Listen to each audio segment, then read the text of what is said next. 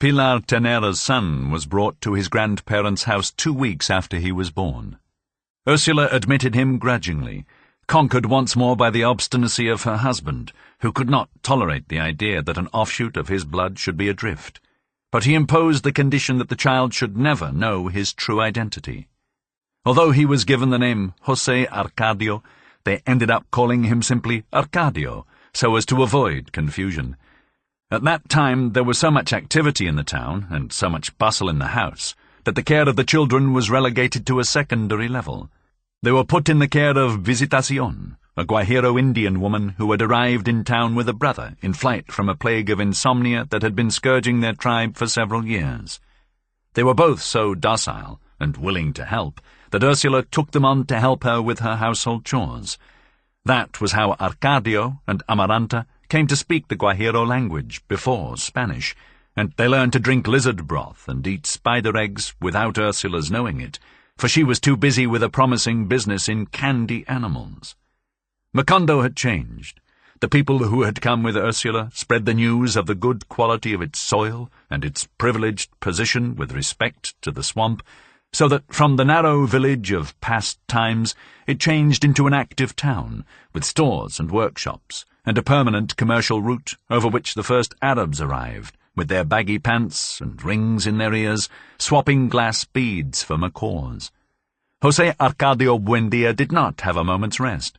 Fascinated by an immediate reality that came to be more fantastic than the vast universe of his imagination, he lost all interest in the alchemist's laboratory, put to rest the material that had become attenuated with months of manipulation, and went back to being the enterprising man of earlier days, when he had decided upon the layout of the streets and the location of the new houses, so that no one would enjoy privileges that everyone did not have.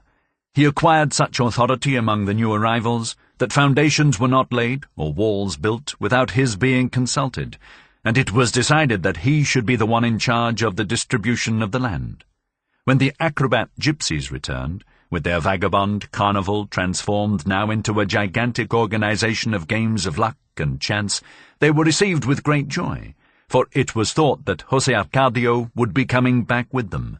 But José Arcadio did not return, nor did they come with the snake man, who, according to what Ursula thought, was the only one who could tell them about their son, so the gypsies were not allowed to camp in town or set foot in it in the future, for they were considered the bearers of concupiscence and perversion.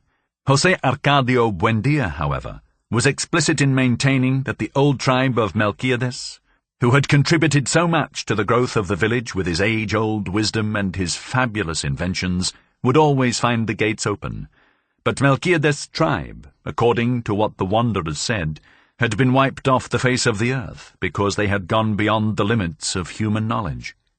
Emancipated for the moment at least from the torment of fantasy, José Arcadio Buendía in a short time set up a system of order and work which allowed for only one bit of license, the freeing of the birds, which, since the time of the founding, had made time merry with their flutes, and installing in their place musical clocks in every house.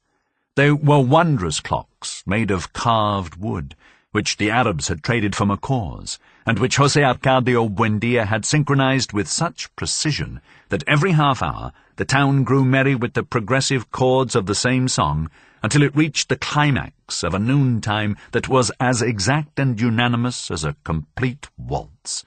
It was also José Arcadio Buendía who decided, during those years, that they should plant almond trees instead of acacias on the streets, and who discovered, without ever revealing it, a way to make them live forever. Many years later, when Macondo was a field of wooden houses with zinc roofs, the broken and dusty almond trees still stood on the oldest streets, although no one knew who had planted them. While his father was putting the town in order, and his mother was increasing their wealth with her marvelous business of candied little roosters and fish, which left the house twice a day strung along sticks of balsa wood, Aureliano spent interminable hours in the abandoned laboratory, learning the art of silverwork by his own experimentation. He had shot up so fast that in a short time the clothing left behind by his brother no longer fit him, and he began to wear his father's, But Visitacion had to sew pleats in the shirts and darts in the pants, because Aureliano had not acquired the corpulence of the others. Adolescence had taken away the softness of his voice, and had made him silent and definitely solitary, but, on the other hand, it had restored the intense expression that he had had in his eyes when he was born. He concentrated so much on his experiments in silverwork that he scarcely left the laboratory to eat. Worried over his inner withdrawal, José Arcadio Buendía gave him the keys to the house and a little money, thinking that perhaps he needed a woman. But Aureliano spent the money on muriatic acid to prepare some aqua regia, and he beautified the keys by plating them with gold. His excesses were hardly comparable to those of Arcadio and Amaranta, who had already begun to get their second teeth, and still went about all day clutching at the Indians' cloaks, stubborn in their decision not to speak Spanish, but the Guajiro language. "You shouldn't complain," Ursula told her husband. "Children inherit their parents' madness." And as she was lamenting her misfortune, convinced that the wild behavior of her children was something as fearful as a pig's tail, Aureliano gave her a look that wrapped her in an atmosphere of uncertainty. "Somebody is coming," he told her. Ursula, as she did whenever he made a prediction, tried to break it down with her housewifely logic. It was normal for someone to be coming. Dozens of strangers came through Macondo every day without arousing suspicion or secret ideas. Nevertheless, beyond all logic, Aureliano was sure of his prediction. "I don't know who it will be," he insisted, "but whoever it is already on the way." That Sunday, in fact, Rebecca arrived. She was only 11 years old. She had made the difficult trip from Manare with some hide dealers, who had taken on the task of delivering her, along with a letter to José Arcadio Buendía, but they could not explain precisely who the person was who had asked the favour. Her entire baggage consisted of a small trunk, a little rocking chair with small hand-painted flowers, and a canvas sack which kept making a clock-clock-clock sound, where she carried her parents' bones. The letter addressed to José Arcadio Buendía was written in very warm terms by someone who still loved him very much, in spite of time and distance, and who felt obliged by a basic humanitarian feeling to do the charitable thing, and sent him that poor unsheltered orphan, who was a second cousin of Ursula's, and consequently also a relative of José Arcadio Buendía, although farther removed, because she was the daughter of that unforgettable friend Nicanor Ulloa, and his very worthy wife, Rebecca Montiel. May God keep them in his holy kingdom, whose remains the girl was carrying so that they might be given Christian burial. The names mentioned, as well as the signature on the letter, were perfectly legible, but neither José Arcadio Buendía nor Ursula remembered having any relatives with those names, nor did they know anyone by the name of the sender of the letter, much less the remote village of Manare. It was impossible to obtain any further information from the girl. From the moment she arrived, she had been sitting in the rocker, sucking her finger and observing everyone with her large, startled eyes, without giving any sign of understanding what they were asking her. She wore a diagonally striped dress that had been dyed black, worn by use, and a pair of scaly, patent leather boots. Her hair was held behind her ears with bows of black ribbon. She wore a scapula with the images worn away by sweat, and on her right wrist the fang of a carnivorous animal mounted on a backing of copper as an amulet against the evil eye. Her greenish skin, her stomach, round and tense as a drum, revealed poor health and hunger that were older than she was, but when they gave her something to eat, she kept the plate on her knees without tasting anything. They even began to think that she was a deaf mute, until the Indians asked her in their language if she wanted some water, and she moved her eyes as if she recognized them and said yes with her head. They kept her because there was nothing else they could do. They decided to call her Rebecca, which according to the letter was her mother's name, because Aureliano had the patience to read to her the names of all the saints, and he did not get a reaction from any one of them. Since there was no cemetery in Macondo at that time, for no one had died up until then, they kept the bag of bones to wait for a worthy place of burial, and for a long time it got in the way everywhere and would be found where least expected, always with its clucking of a broody hen. A long time passed before Rebecca became incorporated into the life of the family. She would sit in her small rocker, sucking her finger in the most remote corner of the house. Nothing attracted her attention except the music of the clocks, which she would look for every half hour with her frightened eyes, as if she hoped to find it someplace in the air. They could not get her to eat for several days. No one understood why she had not died of hunger until the Indians, who were aware of everything, for they went ceaselessly about the house on their stealthy feet, discovered that Rebecca only liked to eat the damp earth of the courtyard and the cake of whitewash that she picked off the walls with her nails. It was obvious that her parents, or whoever had raised her, had scolded her for that habit, because she did it secretively and with a feeling of guilt, trying to put away supplies so that she could eat when no one was looking. From then on they put her under an implacable watch. They threw cow gall onto the courtyard and rubbed hot chili on the walls, thinking they could defeat her pernicious vice with those methods.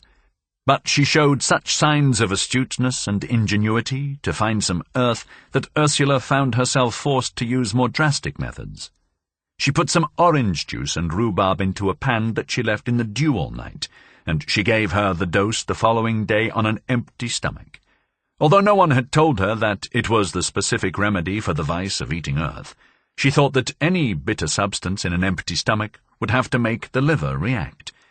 Rebecca was so rebellious and strong, in spite of her frailness, that they had to tie her up like a calf to make her swallow the medicine, and they could barely keep back her kicks, or bear up under the strange hieroglyphics that she alternated with her bites and spitting, and that, according to what the scandalized Indians said, were the vilest obscenities that one could ever imagine in their language. When Ursula discovered that, she added whipping to the treatment. It was never established whether it was the rhubarb or the beatings that had effect, or both of them together, but the truth was that in a few weeks Rebecca began to show signs of recovery. She took part in the games of Arcadio and Amaranta, who treated her like an older sister, and she ate heartily, using the utensils properly. It was soon revealed that she spoke Spanish with as much fluency as the Indian language, that she had a remarkable ability for manual work, and that she could sing the waltz of the clocks with some very funny words that she herself had invented. It did not take long for them to consider her another member of the family. She was more affectionate to Ursula than any of her own children had been, and she called Arcadio and Amaranta brother and sister, Aureliano uncle, and José Arcadio Buendía grandpa, so that she finally deserved, as much as the others, the name of Rebecca Buendía, the only one that she ever had, and that she bore with dignity until her death. One night, about the time that Rebecca was cured of the vice of eating earth, and was brought to sleep in the other children's room, the Indian woman, who slept with them, awoke by chance and heard a strange intermittent sound in the corner.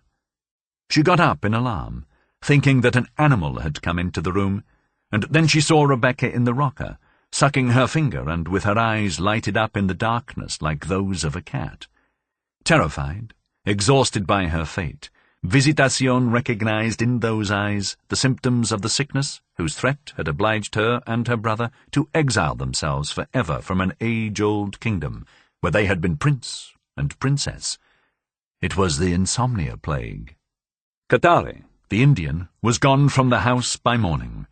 His sister stayed because her fatalistic heart told her that the lethal sickness would follow her, no matter what, to the farthest corner of the earth. No one understood Visitacion's alarm. "If we don't ever sleep again, so much the better," José Arcadio Buendía said in good humor. "That way we can get more out of life."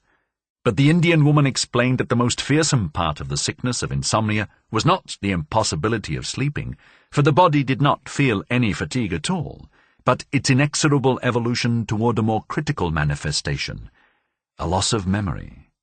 She meant that when the sick person became used to his state of vigil, the recollection of his childhood began to be erased from his memory, then the name and notion of things, and finally the identity of people and even the awareness of his own being, until he sank into a kind of idiocy that had no past. José Arcadio Buendía, dying with laughter, thought that it was just a question of one of the many illnesses invented by the Indians' superstitions. But Ursula, just to be safe, took the precaution of isolating Rebecca from the other children. After several weeks, when Visitacion's terror seemed to have died down, José Arcadio Buendía found himself rolling over in bed, unable to fall asleep. Ursula, who had also awakened, asked him what was wrong, and he answered, "I'm thinking about Prudencio Aguilar again." They did not sleep a minute, but the following day they felt so rested that they forgot about the bad night. Aureliano commented with surprise at lunchtime that he felt very well, in spite of the fact that he had spent the whole night in the laboratory, gilding a brooch that he planned to give to Ursula for her birthday.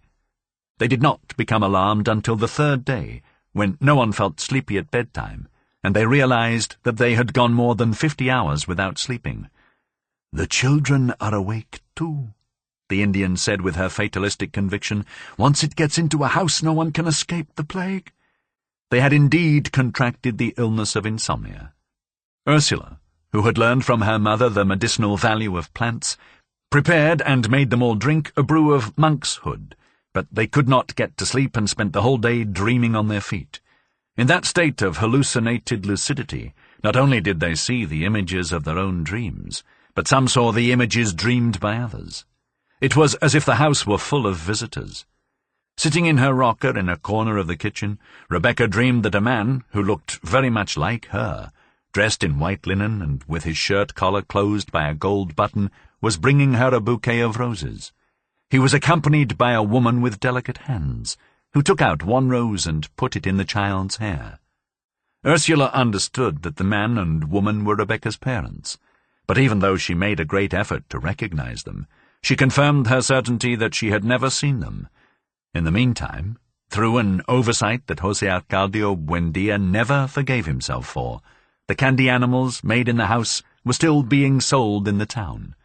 Children and adults sucked with delight on the delicious little green roosters of insomnia, the exquisite pink fish of insomnia, and the tender yellow ponies of insomnia, so that dawn on Monday found the whole town awake. No one was alarmed at first.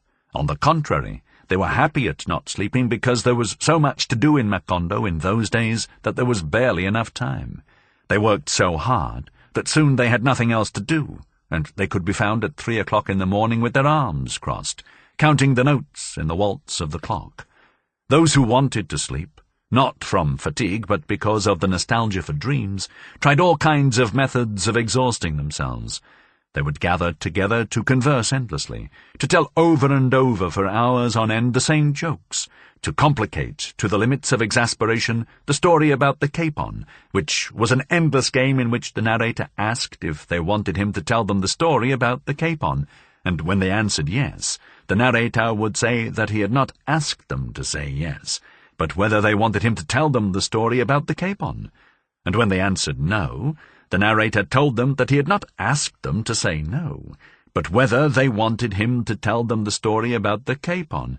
And when they remained silent, the narrator told them that he had not asked them to remain silent, but whether they wanted him to tell them the story about the capon. And no one could leave because the narrator would say that he had not asked them to leave, but whether they wanted him to tell them the story about the capon. And so on and on in a vicious circle that lasted entire nights. When José Arcadio Buendía realized that the plague had invaded the town, he gathered together the heads of families to explain to them what he knew about the sickness of insomnia, and they agreed on methods to prevent the scourge from spreading to other towns in the swamp. That was why they took the bells off the goats, bells that the Arabs had swapped them for macaws, and put them at the entrance to the town at the disposal of those who would not listen to the advice and entreaties of the sentinels and insisted on visiting the town. All strangers who passed through the streets of Macondo at that time had to ring their bells, so that the sick people would know that they were healthy. They were not allowed to eat or drink anything during their stay, for there was no doubt but that the illness was transmitted by mouth, and all food and drink had been contaminated by insomnia. In that way, they kept the plague restricted to the perimeter of the town. So effective was the quarantine that the day came when the emergency situation was accepted as a natural thing, and life was organized in such a way that work picked up its rhythm again, and no one worried any more about the useless habit of sleeping. It was Aureliano who conceived the formula that was to protect them against loss of memory for several months. He discovered it by chance. An expert insomniac, having been one of the first, he had learned the art of silverwork to perfection. One day he was looking for the small anvil that he used for laminating metals, and he could not remember its name. His father told him, "Steak." Aureliano wrote the name on a piece of paper that he pasted to the base of the small anvil. Steak. In that way he was sure of not forgetting it in the future.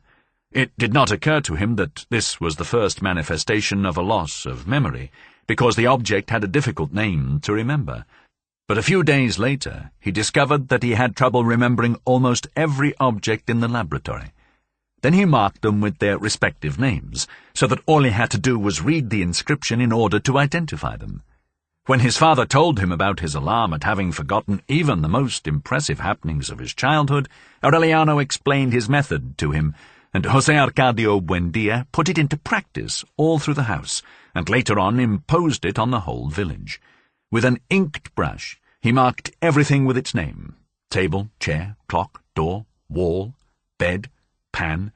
He went to the corral and marked the animals and plants: cow, goat, pig, hen, cassava, caladium, banana. Little by little, studying the infinite possibilities of a loss of memory, he realized that the day might come when things would be recognized by their inscriptions, but that no one would remember their use. Then he was more explicit. The sign that he hung on the neck of the cow was an exemplary proof of the way in which the inhabitants of Macondo were prepared to fight against loss of memory. This is the cow. She must be milked every morning so that she will produce milk, and the milk must be boiled in order to be mixed with coffee to make coffee and milk. Thus they went on living in a reality that was slipping away, momentarily captured by words, but which would escape irremediably when they forgot the values of the written letters. At the beginning of the road into the swamp, they put up a sign that said, Macondo, and another larger one on the main street that said, God exists. In all the houses, keys to memorizing objects and feelings had been written, but the system demanded so much vigilance and moral strength that many succumbed to the spell of an imaginary reality, one invented by themselves, which was less practical for them but more comforting. Pilar Ternera was the one who contributed most to popularize that mystification when she conceived the trick of reading the past in cards, as she had read the future before. By means of that recourse, the insomniacs began to live in a world built on the uncertain alternatives of the cards, where a father was remembered faintly as the dark man who had arrived at the beginning of April, and a mother was remembered only as the dark woman who wore a gold ring on her left hand, and where a birth date was reduced to the last Tuesday on which a lark sang in the laurel tree. Defeated by those practices of consolation, José Arcadio Buendía then decided to build the memory machine that he had desired once, in order to remember the marvelous inventions of the gypsies. The artifact was based on the possibility of reviewing every morning, from beginning to end, the totality of knowledge acquired during one's life. He conceived of it as a spinning dictionary that a person placed on the axis could operate by means of a lever, so that in very few hours there would pass before his eyes the notions most necessary for life. He had succeeded in writing almost 14,000 entries, when along the road from the swamp a strange-looking old man, with the sad sleeper's bell, appeared, carrying a bulging suitcase tied with a rope, and pulling a cart covered with black cloth. He went straight to the house of José Arcadio Buendía. Visitación did not recognize him when she opened the door, and she thought he had come with the idea of selling something, unaware that nothing could be sold in a town that was sinking irrevocably into the quicksand of forgetfulness. He was a decrepit man, although his voice was also broken by uncertainty, and his hand seemed to doubt the existence of things. It was evident that he came from the world where men could still sleep and remember. José Arcadio Buendía found him sitting in the living room, fanning himself with a patched black hat, as he read with compassionate attention the signs pasted to the walls. He greeted him with a broad show of affection, afraid that he had known him at another time, and that he did not remember him now. But the visitor was aware of his falseness. He felt himself forgotten, not with the irremediable forgetfulness of the heart, but with a different kind of forgetfulness, which was more cruel and irrevocable, and which he knew very well, because it was the forgetfulness of death. Then he understood. He opened the suitcase crammed with indecipherable objects, and from among them he took out a little case with many flasks. He gave José Arcadio Buendía a drink of a gentle colour, and the light went on in his memory. His eyes became moist from weeping even before he noticed himself in an absurd living room where objects were labelled, and before he was ashamed of the solemn nonsense written on the walls, and even before he recognized the newcomer with a dazzling glow of joy. It was Melquiades. While Macondo was celebrating the recovery of its memory, José Arcadio Buendía and Melquiades dusted off their old friendship. The gypsy was inclined to stay in the town. He really had been through death, but he had returned because he could not bear the solitude. Repudiated by his tribe, having lost all of his supernatural faculties because of his faithfulness to life, he decided to take refuge in that corner of the world which had still not been discovered by death, dedicated to the operation of a daguerreotype laboratory. José Arcadio Buendía had never heard of that invention, but when he saw himself and his whole family fastened onto a sheet of iridescent metal for an eternity, he was mute with stupefaction. That was the date of the oxidized daguerreotype in which José Arcadio Buendía appeared with his bristly and greying hair, his cardboard collar attached to his shirt by a copper button, and an expression of startled solemnity, whom Ursula described, dying with laughter, as a frightened general. José Arcadio Buendía was, in fact, frightened on that clear December morning when the daguerreotype was made, for he was thinking that people were slowly wearing away, while his image would endure on a metallic plaque. Through a curious reversal of custom, it was Ursula who got that idea out of his head, as it was also she who forgot her ancient bitterness, and decided that Melquiades would stay on in the house, although she never permitted them to make a daguerreotype of her, because, according to her very words, she did not want to survive as a laughing-stock for her grandchildren. That morning she dressed the children in their best clothes, powdered their faces, and gave a spoonful of marrow syrup to each one, so that they would all remain absolutely motionless during the nearly 2 minutes in front of Melquiades' fantastic camera. In the family daguerreotype, the only one that ever existed, Aureliano appeared dressed in black velvet between Amaranta and Rebecca. He had the same languor and the same clairvoyant look that he would have years later as he faced the firing squad. But he still had not sensed the premonition of his fate.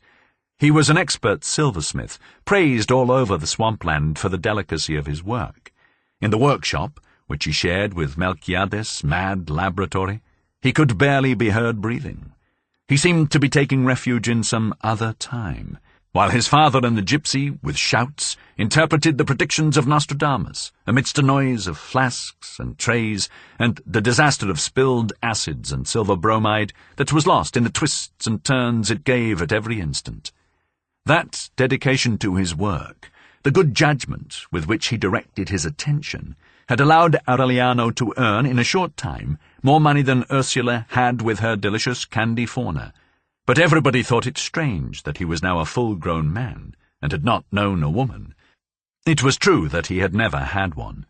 Several months later saw the return of Francisco the Man, an ancient vagabond who was almost 200 years old, and who frequently passed through Macondo, distributing songs that he composed himself. In them, Francisco the Man told in great detail the things that had happened in the towns along his route, from Manare to the edge of the swamp, so that if anyone had a message to send, or an event to make public, he would pay him 2 cents to include it in his repertory. That was how Ursula learned of the death of her mother, as a simple consequence of listening to the songs in the hope that they would say something about her son José Arcadio. Francisco the Man, called that because he had once defeated the devil in a duel of improvisation, and whose real name no one knew, disappeared from Macondo during the insomnia plague, and one night he reappeared suddenly in Caterino's store. The whole town went to listen to him to find out what had happened in the world. On that occasion there arrived with him a woman who was so fat that 4 Indians had to carry her in a rocking chair, and an adolescent mulatto girl with a forlorn look who protected her from the sun with an umbrella. Aureliano went to Caterino's store that night. He found Francisco the man, like a monolithic chameleon, sitting in the midst of a circle of bystanders. He was singing the news with his old, out-of-tune voice, accompanying himself with the same archaic accordion that Sir Walter Raleigh had given him in the Guianas, and keeping time with his great walking feet that were cracked from saltpetre. In front of a door at the rear, through which men were going and coming, the matron of the rocking chair was sitting and fanning herself in silence. Caterino, with a felt rose behind his ear, was selling the gathering mugs of fermented cane juice, and he took advantage of the occasion to go over to the men and put his hand on them where he should not have. Toward midnight, the heat was unbearable. Aureliano listened to the news to the end without hearing anything that was of interest to his family. He was getting ready to go home when the matron signalled him with her hand. "You go in too," she told him. "It only costs 20 cents. Aureliano threw a coin into the hopper that the matron had in her lap and went into the room without knowing why. The adolescent mulatto girl, with her small bitch's teats, was naked on the bed. Before Aureliano, 63 men had passed through the room that night. From being used so much, kneaded with sweat and sighs, the air in the room had begun to turn to mud. The girl took off the soaked sheet and asked Aureliano to hold it by one side. It was as heavy as a piece of canvas. They squeezed it, twisting it at the ends until it regained its natural weight. They turned over the mat and the sweat came out of the other side. Aureliano was anxious for that operation never to end. He knew the theoretical mechanics of love, but he could not stay on his feet because of the weakness of his knees, and although he had goose pimples on his burning skin, he could not resist the urgent need to expel the weight of his bowels. When the girl finished fixing up the bed and told him to get undressed, he gave her a confused explanation. "They made me come in. They told me to throw 20 cents into the hopper and hurry up." The girl understood his confusion. "If you throw in 20 cents more when you go out, you can stay a little longer," she said softly. Aureliano got undressed, tormented by shame, unable to get rid of the idea that his nakedness could not stand comparison with that of his brother. In spite of the girl's efforts, he felt more and more indifferent and terribly alone. "I'll throw in another 20 cents, he said with a desolate voice. The girl thanked him in silence. Her back was raw. Her skin was stuck to her ribs and her breathing was forced because of an immeasurable exhaustion. 2 years before, far away from there, she had fallen asleep without putting out the candle, and had awakened surrounded by flames. The house where she lived with the grandmother who had raised her was reduced to ashes. Since then her grandmother carried her from town to town, putting her to bed for 20 cents in order to make up the value of the burned house. According to the girl's calculations, she still had 10 years of 70 men per night, because she also had to pay the expenses of the trip and food for both of them, as well as the pay of the Indians who carried the rocking chair. When the matron knocked on the door the second time, Aureliano left the room without having done anything, troubled by a desire to weep. That night he could not sleep, thinking about the girl, with a mixture of desire and pity. He felt an irresistible need to love her and protect her. At dawn, worn out by insomnia and fever, he made the calm decision to marry her in order to free her from the despotism of her grandmother, and to enjoy all the nights of satisfaction that she would give the 70 men. But at 10 o'clock in the morning, when he reached Caterino's store, the girl had left town. Time mitigated his mad proposal, but it aggravated his feelings of frustration. He took refuge in work. He resigned himself to being a womanless man for all his life, in order to hide the shame of his uselessness. In the meantime, Melquiades had printed on his plates everything that was printable in Macondo, and he left the daguerreotype laboratory to the fantasies of José Arcadio Buendía, who had resolved to use it to obtain scientific proof of the existence of God. Through a complicated process of superimposed exposures taken in different parts of the house, he was sure that sooner or later he would get a daguerreotype of God, if he existed, or put an end once and for all to the supposition of his existence. Melquiades got deeper into his interpretations of Nostradamus. He would stay up until very late, suffocating in his faded velvet vest, scribbling with his tiny sparrow hands, whose rings had lost the glow of former times. One night he thought he had found a prediction of the future of Macondo. It was to be a luminous city with great glass houses, where there was no trace remaining of the race of the Buendias. "It's a mistake," José Arcadio Buendía thundered. "They won't be houses of glass, but of ice, as I dreamed, and there will always be a Buendía, per omnia secula seculorum."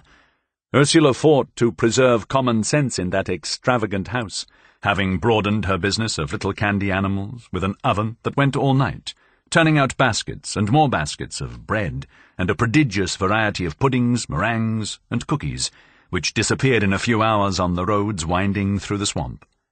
She had reached an age where she had a right to rest, but she was nonetheless more and more active. So busy was she in her prosperous enterprises that one afternoon she looked distractedly toward the courtyard, while the Indian woman helped her sweeten the dough, and she saw two unknown and beautiful adolescent girls doing frame embroidery in the light of the sunset. They were Rebecca and Amaranta. As soon as they had taken off the mourning clothes for their grandmother, which they wore with inflexible rigor for 3 years, their bright clothes seemed to have given them a new place in the world. Rebecca, contrary to what might have been expected, was the more beautiful. She had a light complexion, large and peaceful eyes, and magical hands that seemed to work out the design of the embroidery with invisible threads. Amaranta, the younger, was somewhat graceless, but she had the natural distinction, the inner tightness, of her dead grandmother. Next to them, although he was already revealing the physical drive of his father, Arcadio looked like a child. He set about learning the art of silverwork with Aureliano, who had also taught him how to read and write.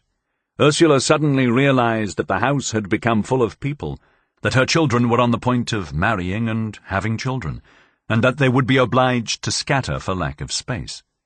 Then she took out the money she had accumulated over long years of hard labor, made some arrangements with her customers, and undertook the enlargement of the house. She had a formal parlor for visits built, another one that was more comfortable and cool for daily use, a dining room with a table with 12 places, where the family could sit with all of their guests, 9 bedrooms with windows on the courtyard, and a long porch protected from the heat of noon by a rose garden, with a railing on which to place pots of ferns and begonias. She had the kitchen enlarged to hold 2 ovens. The granary, where Pilar Ternera had read José Arcadio's future, was torn down, and another, twice as large, built so that there would never be a lack of food in the house. She had baths built in the courtyard in the shade of the chestnut tree, one for the women and another for the men, and in the rear a large stable, a fenced-in chicken yard, a shed for the milk cows, and an aviary open to the 4 winds, so that wandering birds could roost there at their pleasure. Followed by dozens of masons and carpenters, as if she had contracted her husband's hallucinating fever, Ursula fixed the position of light and heat and distributed space without the least sense of its limitations. The primitive building of the founders became filled with tools and materials, of workmen exhausted by sweat, who asked everybody please not to molest them, exasperated by the sack of bones that followed them everywhere with its dull rattle. In that discomfort, breathing quicklime and tar, no one could see very well how, from the bowels of the earth, there was rising not only the largest house in the town, but the most hospitable and cool house that had ever existed in the region of the swamp. José Arcadio Buendía, trying to surprise divine providence in the midst of the cataclysm, was the one who least understood it. The new house was almost finished when Ursula drew him out of his chimerical world in order to inform him that she had an order to paint the front blue, and not white, as they had wanted. She showed him the official document. José Arcadio Buendía, without understanding what his wife was talking about, deciphered the signature. "Who is this fellow?" he asked. "The magistrate," Ursula answered disconsolately. "They say he's an authority sent by the government."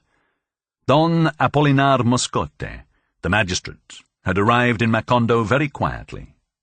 He put up at the Hotel Jacob, built by one of the first Arabs who came to swap knickknacks for macaws, and on the following day he rented a small room with a door on the street 2 blocks away from the Buendía house. He set up a table and a chair that he had bought from Jacob, nailed up on the wall the shield of the Republic that he had brought with him, and on the door he painted the sign, Magistrate. His first order was for all the houses to be painted blue, in celebration of the anniversary of national independence. José Arcadio Buendía, with the copy of the order in his hand, found him taking his nap in a hammock he had set up in the narrow office. "Did you write this paper?" he asked him. Don Apolinar Moscote, a mature man, timid, with a ruddy complexion, said yes. "By what right?" José Arcadio Buendía asked again. Don Apolinar Moscote picked up a paper from the drawer of the table and showed it to him. "I have been named magistrate of this town." José Arcadio Buendía did not even look at the appointment. "In this town we do not give orders with pieces of paper," he said without losing his calm, "and so that you know it once and for all, we don't need any judges here because there's nothing that needs judging."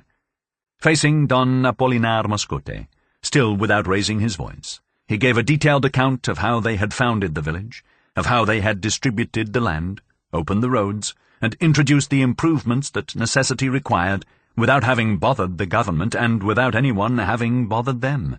"We are so peaceful that none of us has died even of a natural death," he said. "You can see that we still don't have any cemetery." No one was upset that the government had not helped them. On the contrary, they were happy that up until then it had let them grow in peace, and he hoped that it would continue leaving them that way, because they had not founded a town so that the first upstart who came along would tell them what to do. Don Apolinar had put on his denim jacket, white like his trousers, without losing at any moment the elegance of his gestures. "So that if you want to stay here like any other ordinary citizen, you're quite welcome," José Arcadio Buendía concluded, "but if you've come to cause disorder by making the people paint their houses blue, you can pick up your junk and go back where you came from, because my house is going to be white, like a dove." Don Apolinar Moscote turned pale. He took a step backward and tightened his jaws as he said, with a certain affliction, "I must warn you that I'm armed." José Arcadio Buendía did not know exactly when his hands regained the useful strength with which he used to pull down horses. He grabbed Don Apolinar Moscote by the lapels and lifted him up to the level of his eyes. "I'm doing this," he said, "because I would rather carry you around alive, and not have to keep carrying you around dead for the rest of my life." In that way he carried him through the middle of the street, suspended by the lapels, until he put him down on his 2 feet on the swamp road. A week later he was back with 6 barefoot and ragged soldiers, armed with shotguns, and an ox cart in which his wife and 7 daughters were travelling. 2 other carts arrived later with the furniture, the baggage, and the household utensils. He settled his family in the Hotel Jacob while he looked for a house, and he went back to open his office under the protection of the soldiers. The founders of Macondo, resolving to expel the invaders, went with their older sons to put themselves at the disposal of José Arcadio Buendía. But he was against it, as he explained, because it was not manly to make trouble for someone in front of his family, and Don Apolinar had returned with his wife and daughters. So he decided to resolve the situation in a pleasant way. Aureliano went with him. About that time he had begun to cultivate the black moustache with waxed tips, and the somewhat stentorian voice that would characterize him in the war. Unarmed, without paying any attention to the guards, they went into the magistrate's office. Don Apolinar Moscote did not lose his calm. He introduced them to 2 of his daughters, who happened to be there. Amparo, 16, dark like her mother, and Remedios, only 9, a pretty little girl with lily-coloured skin and green eyes. They were gracious and well-mannered. As soon as the men came in, before being introduced, they gave them chairs to sit on, but they both remained standing. "Very well, my friend," José Arcadio Buendía said, "You may stay here, not because you have those bandits with shotguns at the door, but out of consideration for your wife and daughters." Don Apolinar Moscote was upset, but José Arcadio Buendía did not give him time to reply. "We only make 2 conditions," he went on. "The first, that everyone can paint his house the color he feels like. The second, that the soldiers leave at once. We will guarantee order for you." The magistrate raised his right hand with all the fingers extended. "Your word of honor?" "The word of your enemy," José Arcadio Buendía said, and he added in a bitter tone, "Because I must tell you one thing. You and I are still enemies." The soldiers left that same afternoon. A few days later, José Arcadio Buendía found a house for the magistrate's family. Everybody was at peace, except Aureliano, the image of Remedios, the magistrate's younger daughter, who, because of her age, could have been his daughter, kept paining him in some part of his body. It was a physical sensation that almost bothered him when he walked, like a pebble in his shoe.